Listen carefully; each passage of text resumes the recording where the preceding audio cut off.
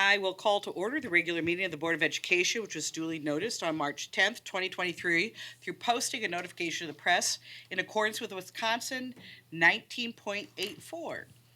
Pledge allegiance. First, we have Commissioner Millard. Sorry. Okay, How long have I known you? pardon me? Oh, never mind. Thank you, President Myers. It's my pleasure to introduce Stacy Peterson, the principal of Roosevelt Elementary. Stacy was not only a student at Roosevelt, she was previously the principal from 2009 through 2013. Principal Peterson has been an educator since 1995 and a member of the Janesville School District for over 20 years. Stacy has 2 degrees, elementary education and reading, and a certificate in education leadership. As an educator, Stacy has taught 3rd grade, served as a reading specialist, and has 15 years as an elementary principal. Ms. Peterson, who do you have with you this evening? I have the dynamic duo here, brother and sister, Alice and Oliver Pajewski. They are definitely exemplar students at Roosevelt.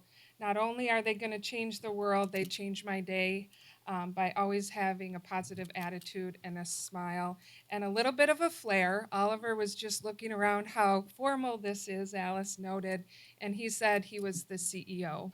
So they are here to lead us in the pledge today, as they'll lead us in the world soon enough. They're a dynamic duo. Well, she's not dynamic. I'm more dynamic.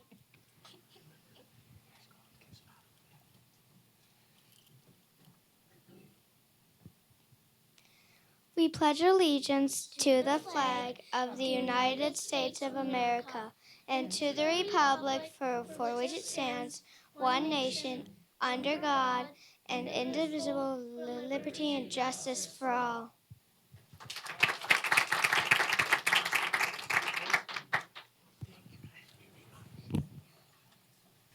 Okay, thank you very, very much. Could I have a motion to adopt the March 14th, 2023 Board of Education agenda as presented? Okay, that was Commissioner Hanwall and Commissioner Dommerhausen. All in favor signify by saying aye. Aye. All opposed? Thank you. That passes unanimously. We are missing Commissioner Ardrey today. Safety message, Commissioner Hayworth.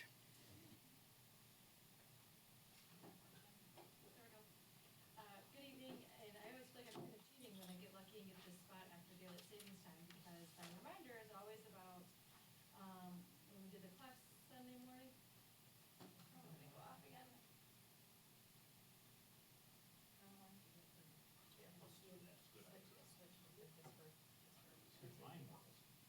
All right, just a reminder, since we turned the clocks ahead, this weekend, to also do the smoke detectors, carbon monoxide detectors, and air filters.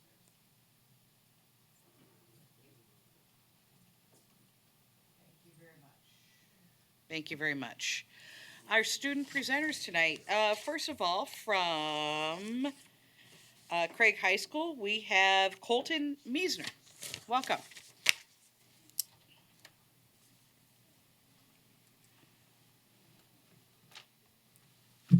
Good evening.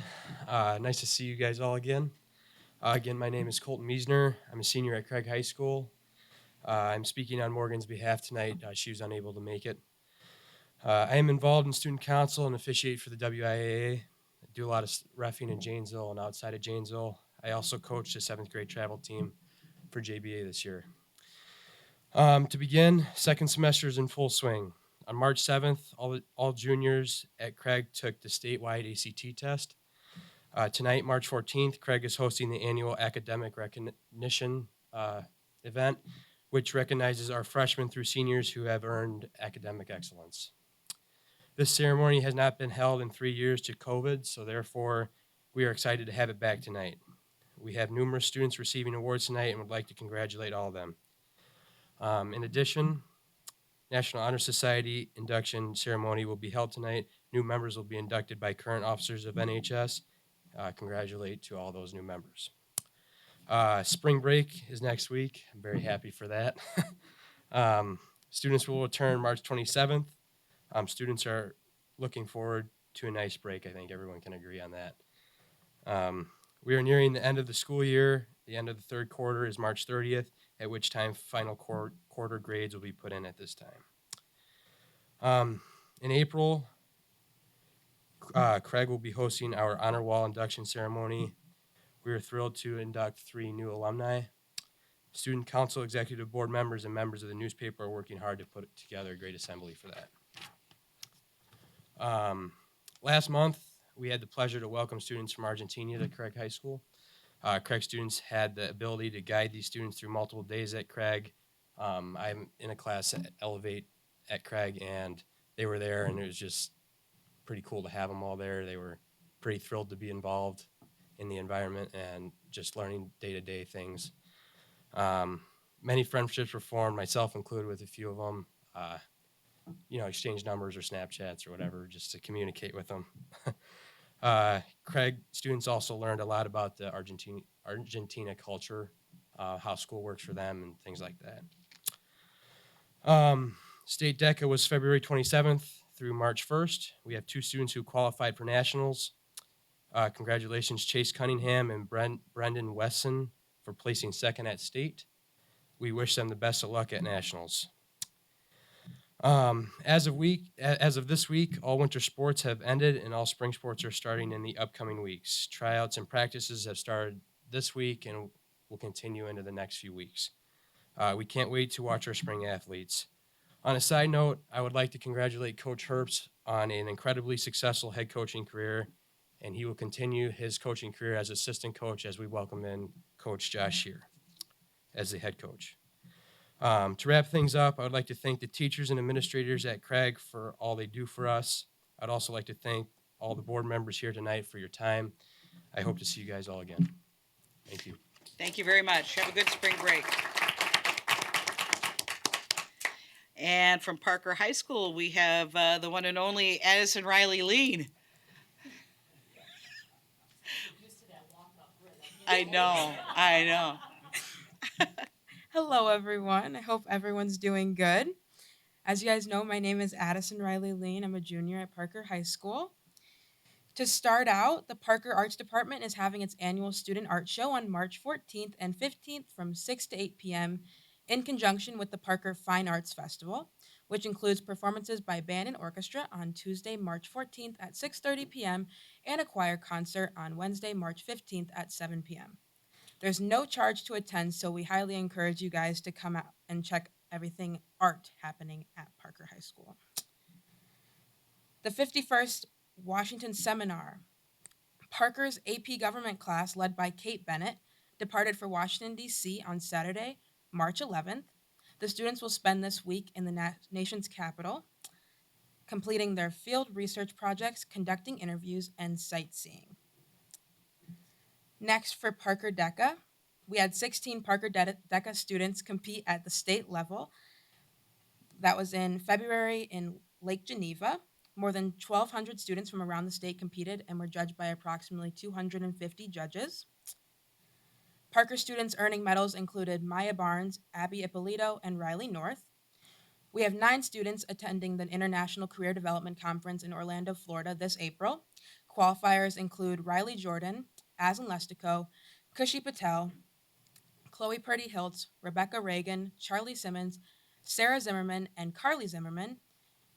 Those 8 individuals will be presenting their projects. The 9th qualifier is myself.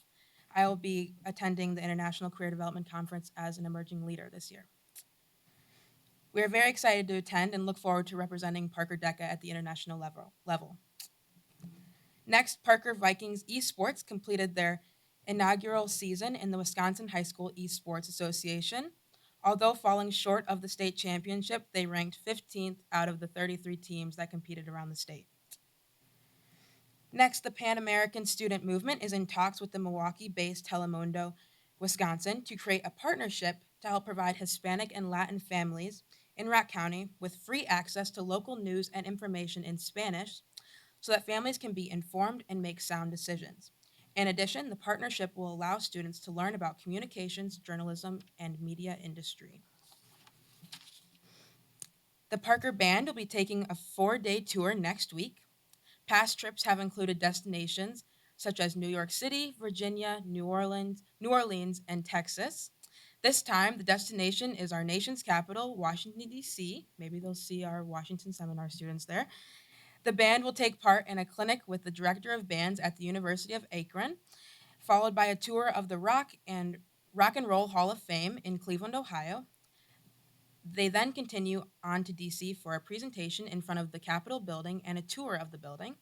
Other stops include a tour of various monuments, such as the Arlington National Cemetery, the National Archives, the Museum of the United States History, and the Smithsonian Udvar Hazy Air Museum. They will also be observing a rehearsal of the United States Marine Band, the President's Own, with lunch at the Pentagon. Parker welcomed 5 students from Mexico for a short-term exchange from February 19th, and unfortunately, they did go home on March 5th.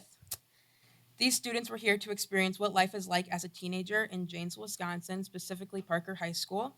They shadowed Parker students while at Parker, attending classes with their host brother or sister.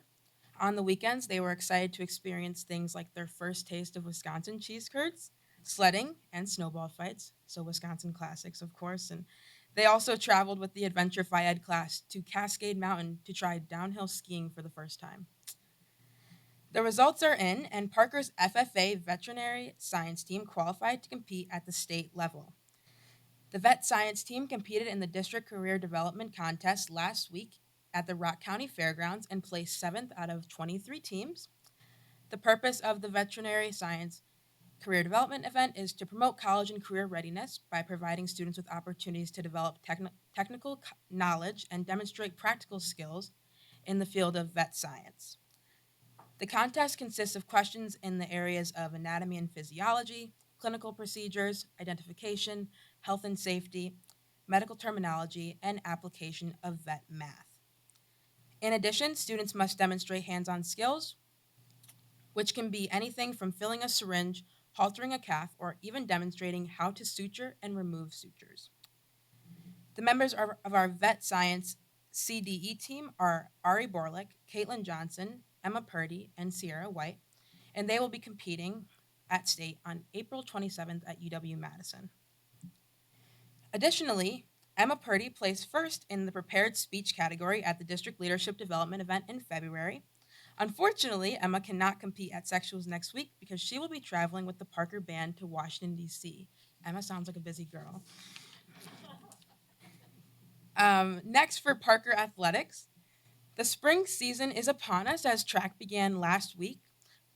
This week, girls softball began, and then soon girls soccer and boys baseball and golf and tennis will begin. But first, we have several winter athletes we would like to recognize.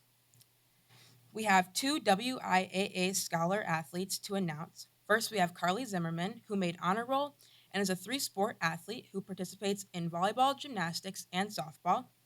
Next is Trey Miller, who made honor roll and is a 3-sport athlete who participates in football, basketball, and baseball. Both exemplify high-character student athletes who are leaders in our community. Our wrestling team had 2 people advance to the WIAA state tournament. We will introduce these athletes to you at the April meeting. However, we want to give a shout out to Victoria Anna Campman and Kaden Brandenburg, who finished with a 4th place finish at the Kohl Center.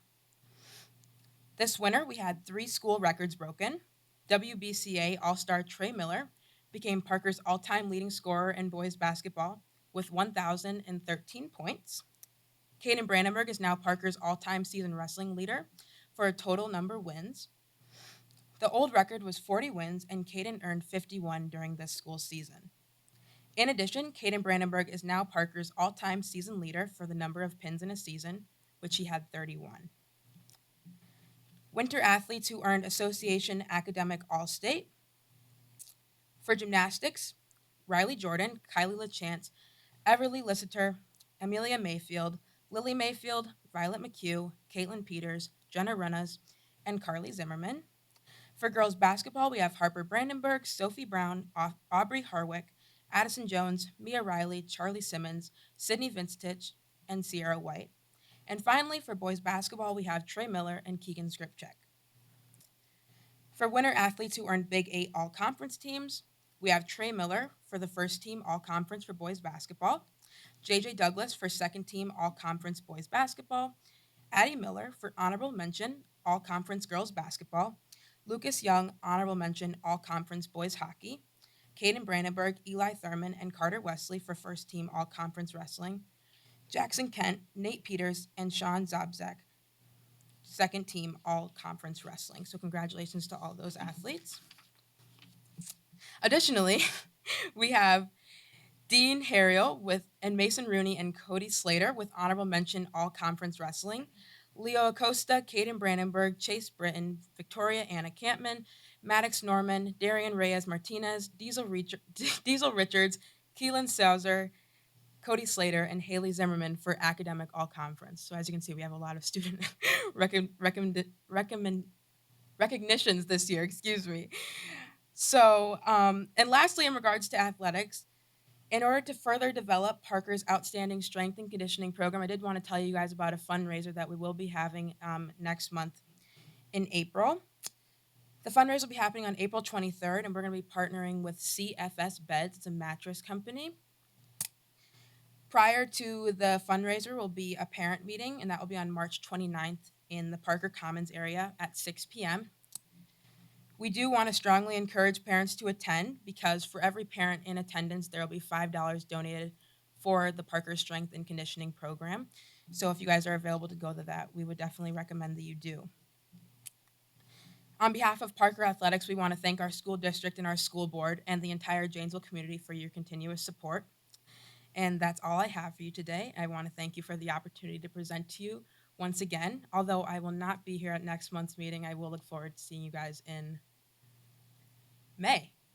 I will see you guys in May. Thank you. Thank you. Thank you very much. Okay, we have no citizen comments tonight, so could I get a motion to approve the consent agenda as presented? Okay, that was Commissioner Paul and then Commissioner Herda. All in favor signify by saying aye. Aye. All opposed? Okay, that is unanimous with Commissioner Ardrey absent. Board items, a presentation on Rock River Charter School. Mrs. Peterson, come on down. Dr. Peterson, I beg your pardon. Well, thank you very much for the opportunity to present to the board tonight. Special shout out to Commissioner Paul and Commissioner Hayworth for inviting us this evening or securing us the podium. So thank you very much.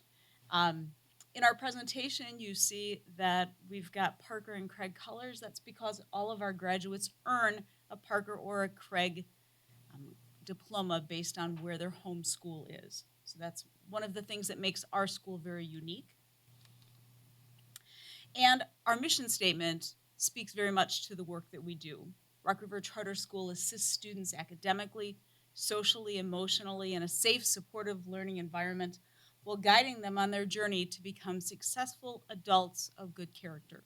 And that's very much what these folk here who are with me tonight will tell you about when they talk about their specific roles at school. Now, I'm making a strange face because I have no idea what happened to the color there, but it's really all supposed to be teal. In your board packet, you have a handout that looks like this, and that describes a little more detail about each of the 4 unique programs and supports that we have at Rock River Charter School. So students come to Rock River Charter School, but then they're focused on one of these 4 programs that all end up eventually with a Parker or a Craig graduation program. We also have, we call it Inspire. It's the remnants of a grant that we received that the board has graciously continued to support for us. And we'll talk a little bit about that today too. And so, without further ado from me, Melissa Baker is going to tell you about the Alt Ed program. Thank you. Hi, I'm Melissa Baker, and I am the special education teacher in the alternative education department at Rock River. Our program consists of 7 regular education teachers and 3 paraprofessionals. The class sizes are small, numbering only 10 students or fewer.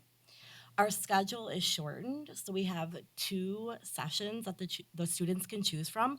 The first one being an AM session that runs from 9 to 11:45, and a PM session that runs from 12:30 to 3:15. Students attend classes over a unique A, B, C day schedule, with A days being on Mondays and Thursdays, B days being on Tuesdays and Fridays, and Wednesdays being a C day, which is designed for students to have the opportunity to have one-on-one academic support if needed. Um, Alt-Ed serves 96 students, beginning with second semester freshmen. An exception being that we would admit first semester freshmen if they were pregnant or parenting. That pretty much sums up Alt-Ed in a nutshell. And here to present the reading and math program is Michael Katsky.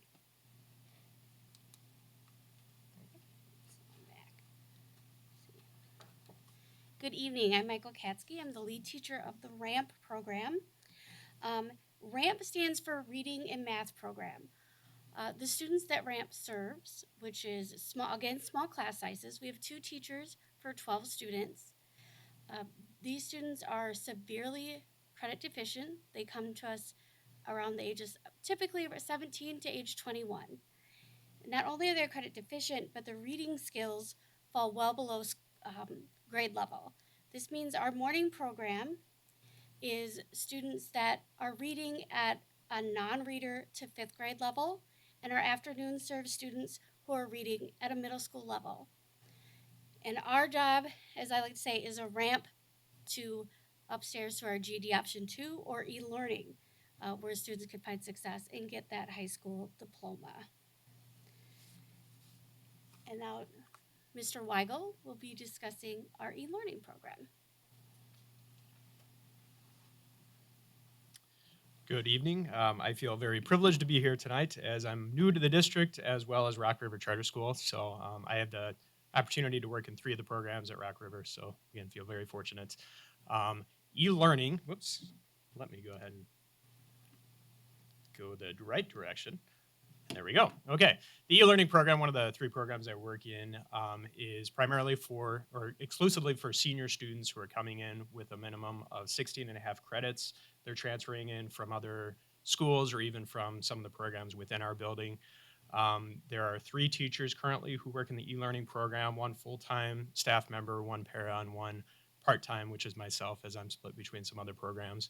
The e-learning program consists of 3 separate 2-hour sessions throughout the day. The students are working through self-paced online curriculum called Edmentum in order to earn enough credits to graduate, which is 26.5. It works very, very well for students who are either working part-time or full-time jobs, as many of them work before or after the school day.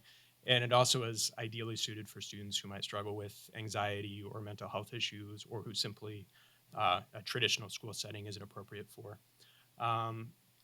Additionally, aside from the online components, there are other graduation requirements, including a senior project seminar.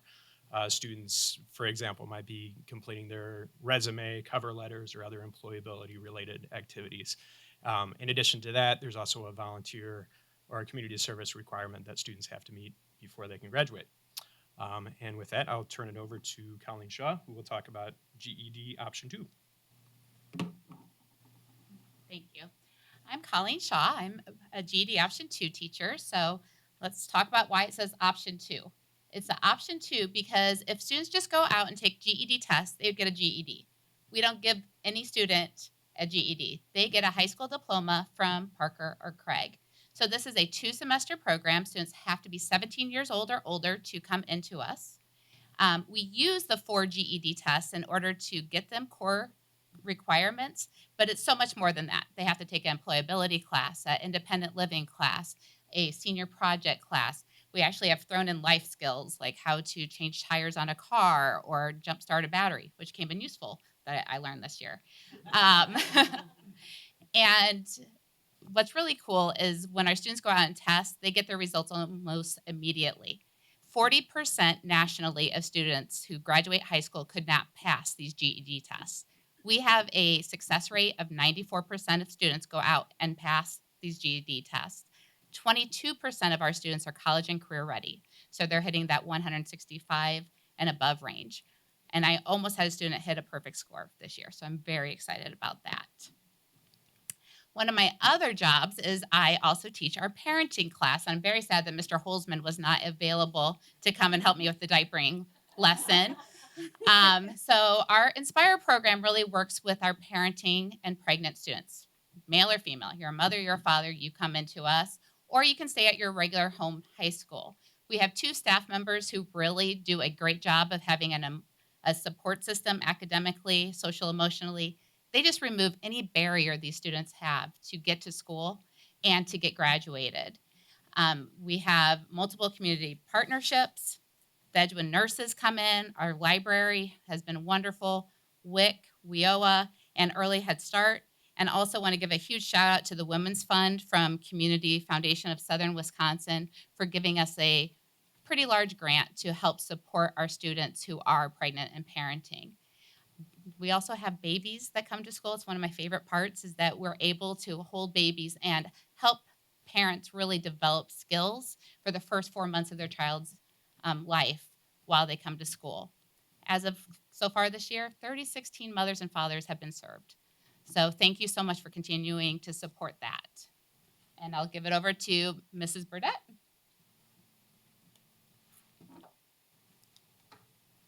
Thank you, Colleen. Hi, I am Angela Burdett. I am the senior level special education teacher as well as serve as the Dean of Students at Rock River Charter School. In your packet, we've shared with you some data as it relates to Rock River Charter School. I want to highlight some of that data and bring it to your attention. First, you'll notice that both the Alt Ed and RAMP programs are at or over capacity, while the e-learning and GED Option 2 programs are not. This is because we have a continuous graduation model. Once our seniors meet the graduation requirements of the School District of Janesville, hitting the 26.5 credits, they are able to graduate. To date, we have had 88 graduates, with 9 more graduating tomorrow. And more continue to ring our graduation bell on a weekly basis.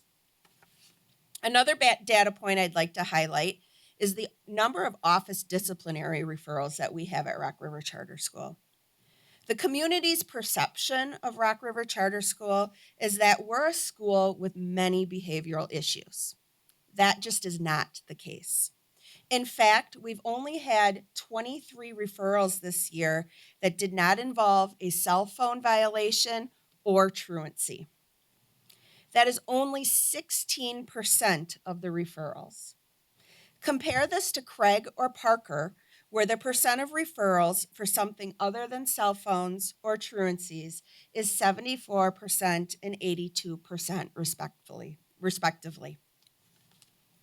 Our low numbers can be attributed to our smaller class sizes, our wraparound supports, and the personal relationships that we are able to develop with our students. Today, actually, we had 2 students present to the Rock River Charter School Board, and both stated that they felt like Rock River Charter School was a second home and a second family to them. Our free and reduced lunch rate is yet another data point I would like to highlight. Our school is a Title I school with a free and reduced lunch rate of 77.09%. This is the 3rd highest rate in the district, only behind Wilson and Jackson Elementary School. Another important piece of data that I would like to point out is that Rock River Charter School alone has brought in 39 new students to the district as a result of open enrollment or of directly moving to Janesville and enrolling directly into Rock River Charter School. We have also brought back 35 5th and or 6th year seniors. They can come to school till they're 21. Both of these groups bring in a significant amount of additional revenue to the school district. Finally, I want to point out the fact that our current waiting list sits at a whopping 177 students dispersed between the 4 programs. And that number is growing on a daily basis. Dr. Peterson will now come back up and speak to you about our waiting list, as well as our physical space that we have and needs that we need to address.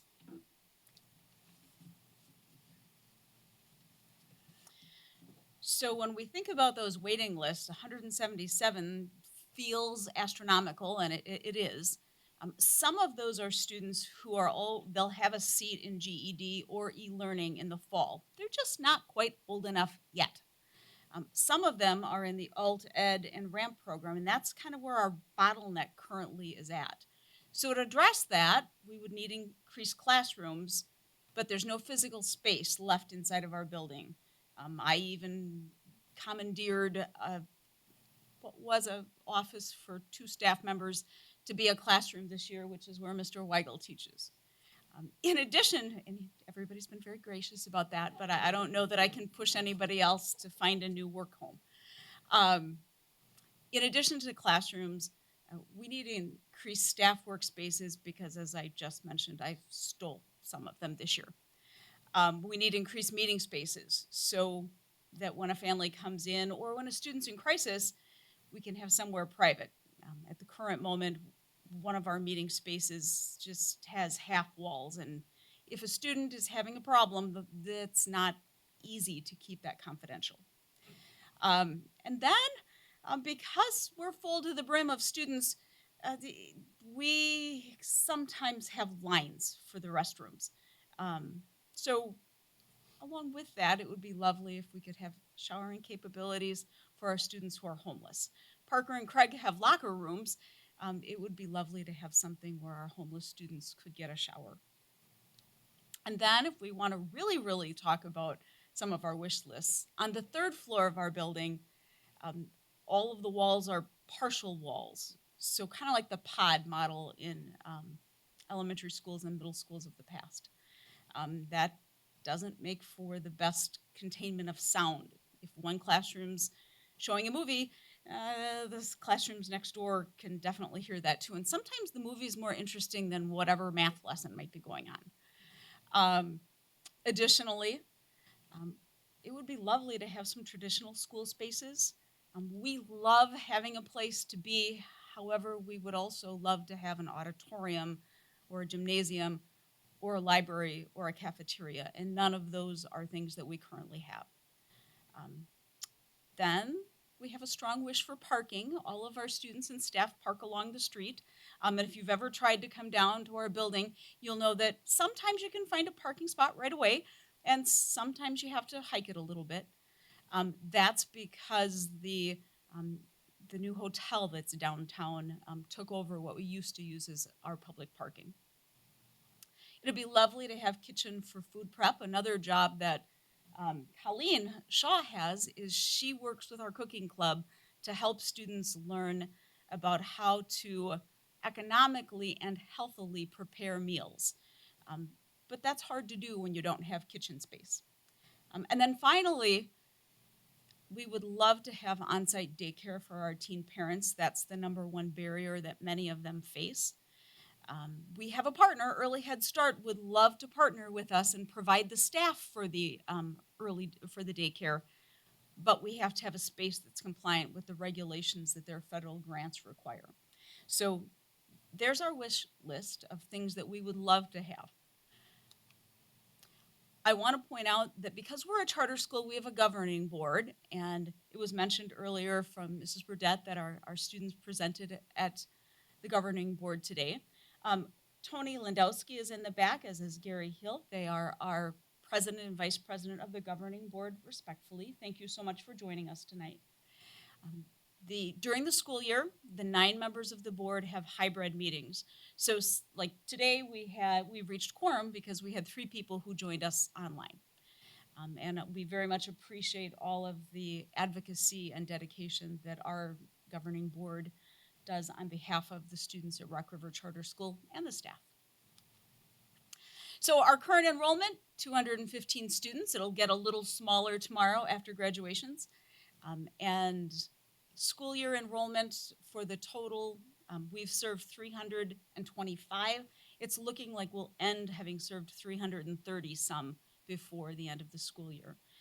And our success rate, and we define that by either you've graduated or you're eligible to be with us for another semester, is currently at 95.08%.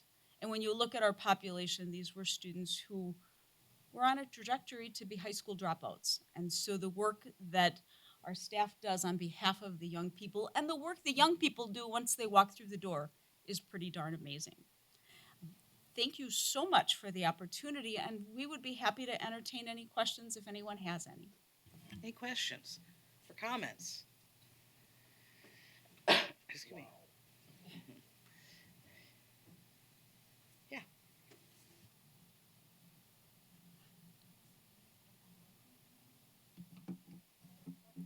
Well, I have a loud voice. I'll just say congratulations on that success Thank you. rate. That's amazing. I really want to thank you all for being here because I know it takes time out of your day, and you're probably already exhausted because you already spent your Tuesday teaching all those wonderful students. So I appreciate your dedication and your perseverance at each and every day with the students that you serve. I'm especially proud of this charter school because of the population that you serve, because if you didn't serve them, like you said, they would be dropouts and on a less successful quality of life thereafter. So I thank you as a community member because the students that you serve go out and live in our community, and your goal of making them contributing members of our society and our community should be praised. So Thank you. I appreciate that. So thank you very much for your time tonight.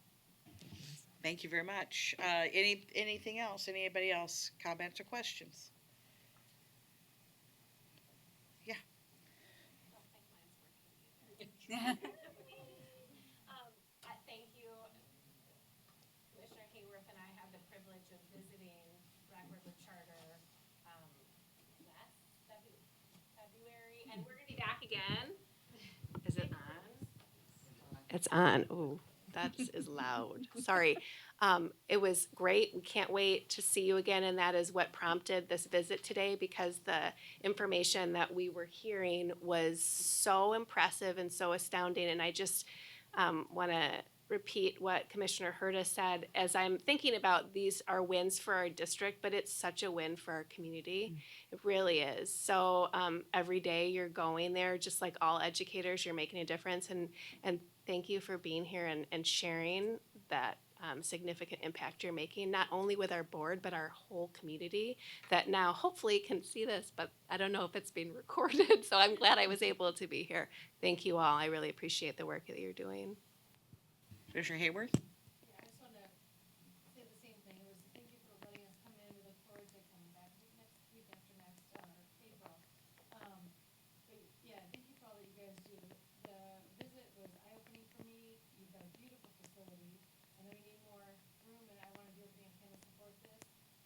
Because Rock River took a girl who was really special to me from being credit deficient freshman year to graduating over a semester early, which is remarkable, the work that you guys do, and now she's killing it in life and doing really good. So thanks for all you guys do, and keep it up, and I'm going to keep supporting you. Thank you. Anybody else? I had the opportunity early in my career to do a semester of night school in Rockford at the alternative school. And I got to tell you, I was apprehensive, but it was possibly one of the most rewarding experiences I ever had. And just really engaging, interesting people. And when you were able to get them to do things they never thought they could do, it was like, wow. It was like a home run, about every week. So, and we only met once a week. So thank you all for all your work and for the service that you provide this community. Thank you. Thank you. Great.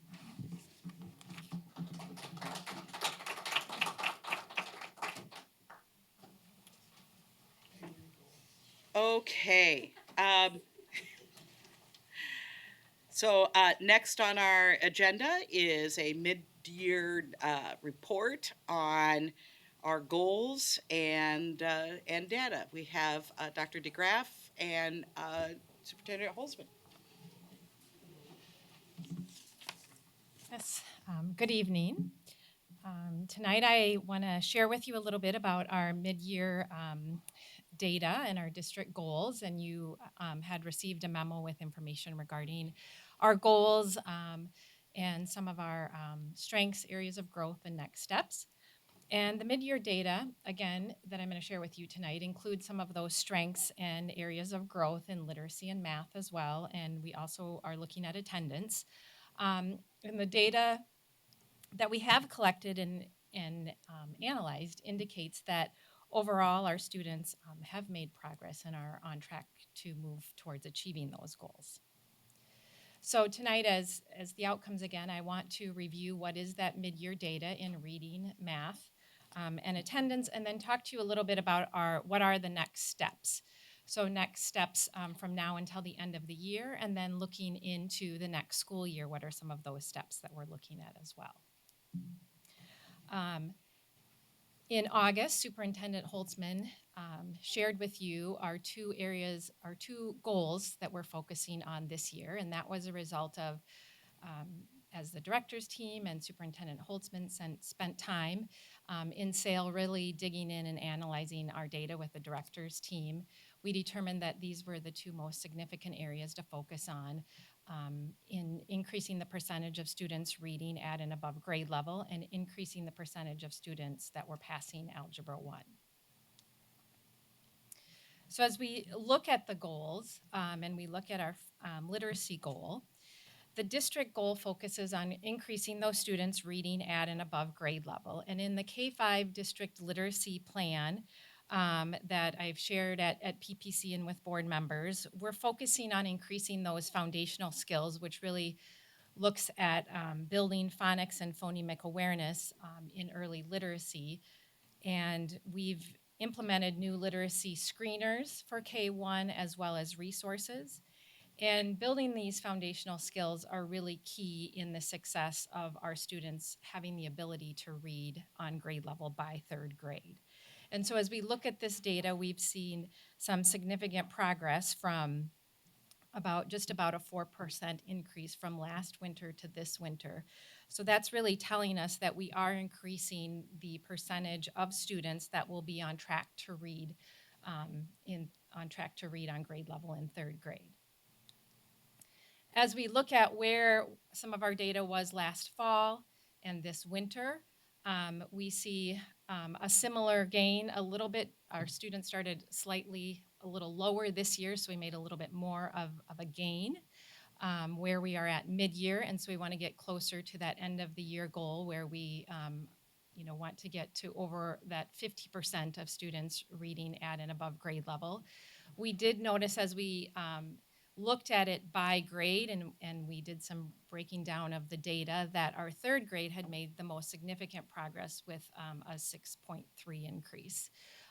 Other grades at elementary had made slight increases or maintained, and then a slight decrease at the middle school level. So again, this is an area that we really want to target and continue to focus on from now to the end of the year to help us get to that district goal.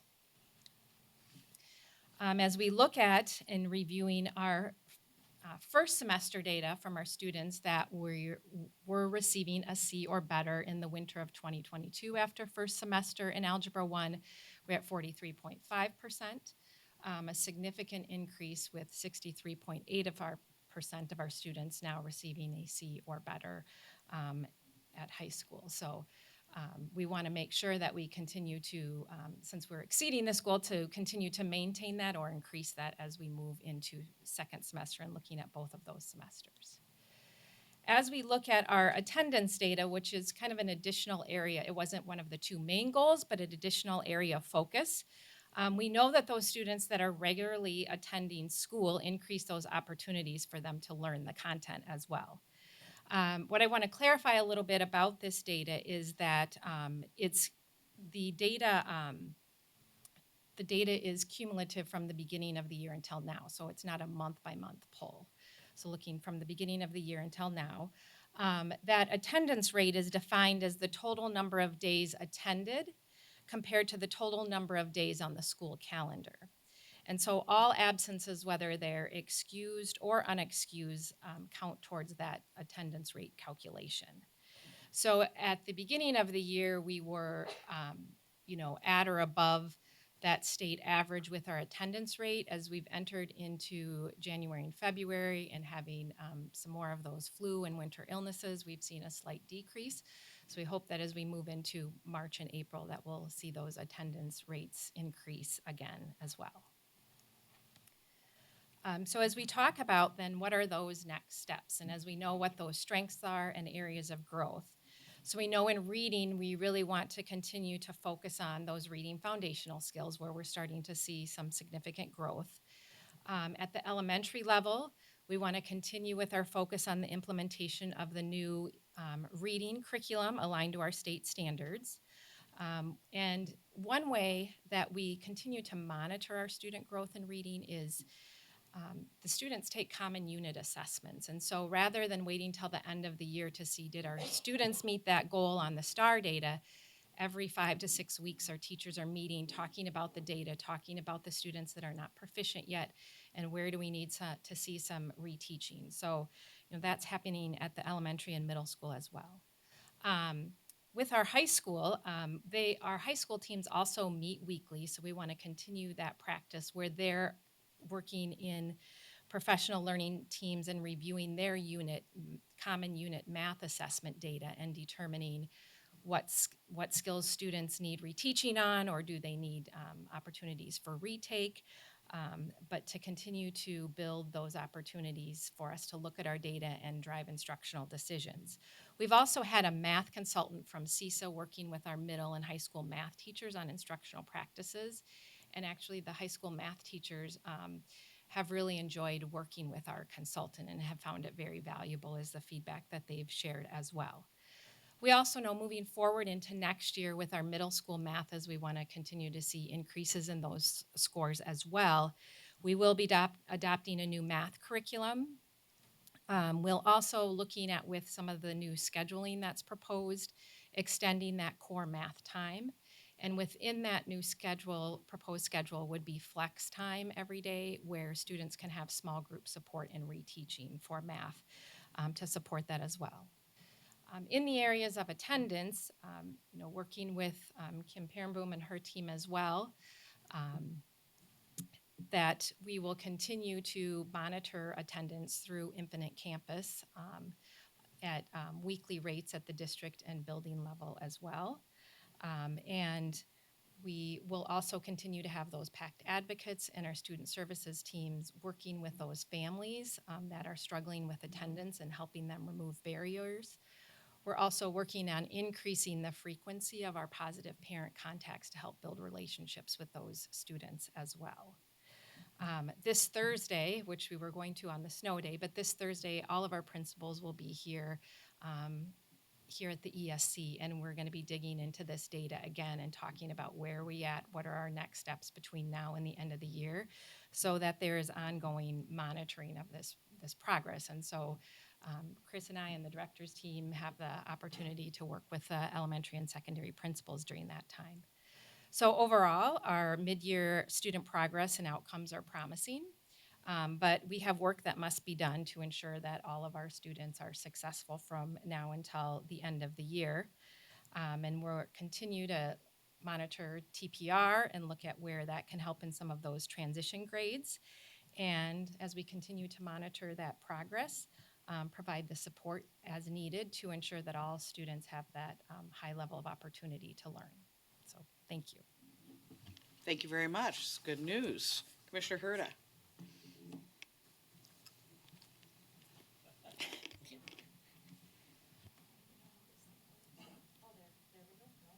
Yes? Oh, okay, there you go. I have one comment and one question. When you look at the algebra data from winter of 2022 to winter of 2023, that's a huge jump.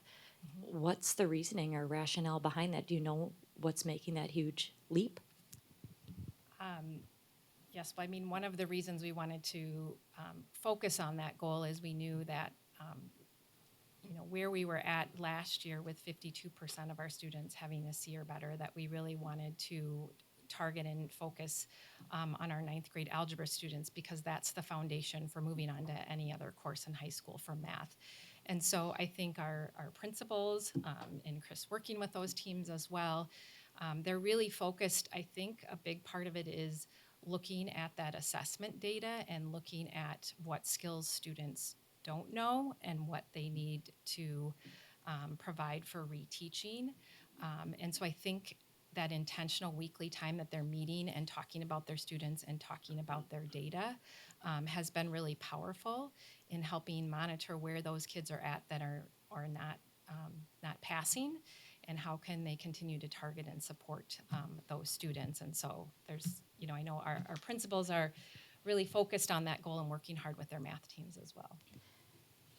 Thank you. That just makes me happy to hear that you're allowing teachers to have that time to talk to one another about their data, because they can, share best practices, and hopefully that's evident in the data that you see here. So I hope that continues. I think that's really valuable. My second comment is when you talked about looking at the middle school schedule, that made me think back to the Rock River Charter School and their ABC schedule and the C time for allowing students to have that reteaching. So I hope you really do take a look at that at the middle level, because if that's an opportunity for having some time for students to have that reteaching and to be able to, move the needle a little bit, and having that time for extra reteaching, I think is really valuable too. So that connection between what Rock River Charter School is doing and then looking at the scheduling for the middle school, I think is very valuable and key. So thank you for providing all this and I know information too. Chris and the middle school principals believe that as well, that will be a key to helping with Yeah, that process. okay, thank you. Thank you. Commissioner Hannawell? Is it normal to have We would like you to use that for the recording. Oh, okay. Thank you.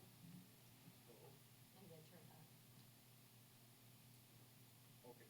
Is it normal to have a seasonal winter dip in attendance like we're seeing, and then just normally come back? So if we were to look over the last few years, would we kind of see the same type of Yes, I'll let Kim respond to that too as well. Yeah. So more than likely, yes, but I would just like to clarify that the state changed how they measure attendance data about 2 years ago. So this is the second year we've really been looking at attendance rate. Prior to that, they always looked at habitual truancy, which they no longer track. So we don't really have long-term data to say that it dips, but we could make that assumption that everybody starts out with a 100% attendance rate and then it goes down. We are comparable to where the state is at, as far as we're decreasing from the start of the year as quickly as the state is. So we are commensurate with other districts in the state.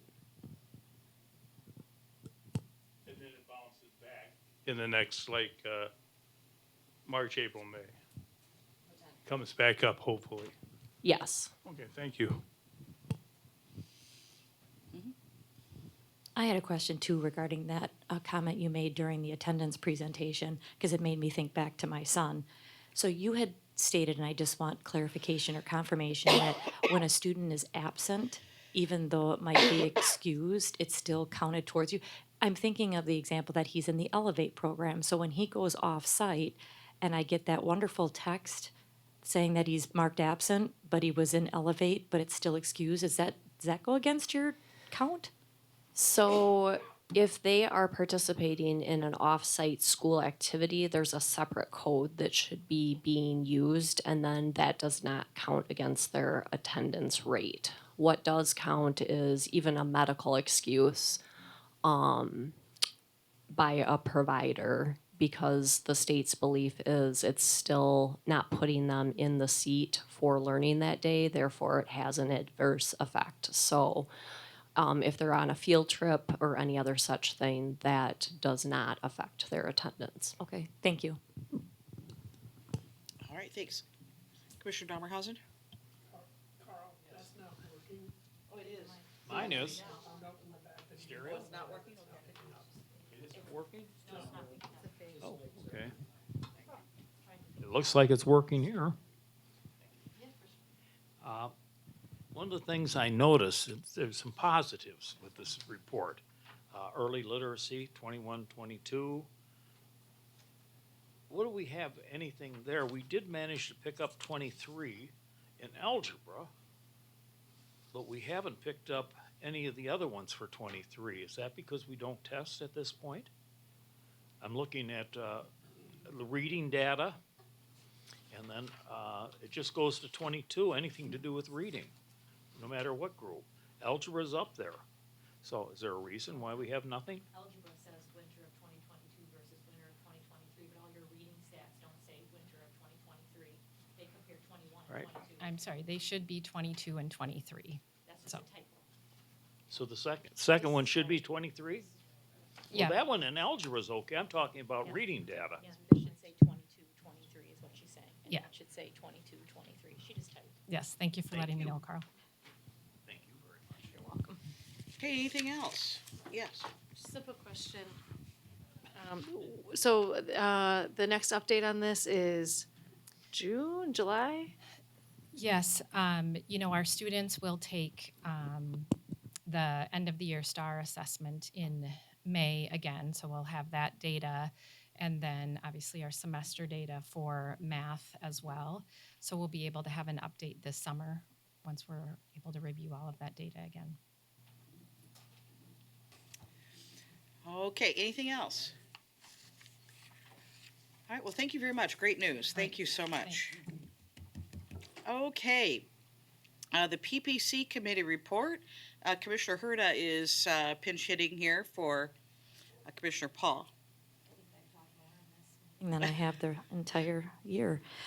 So we had a PPC meeting on March 6th, and at that meeting, we received an informative presentation about the progress on the newly launched AmeriCorps reading program by Dr. DeGraff, and additional background information from Principal Simmons from Adams Elementary School.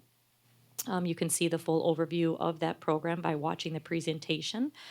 It was very informative. We learned about what AmeriCorps Reading is. It's an evidence-based one-on-one tutoring program to intervene with students at risk of not reading proficiently by the end of third grade.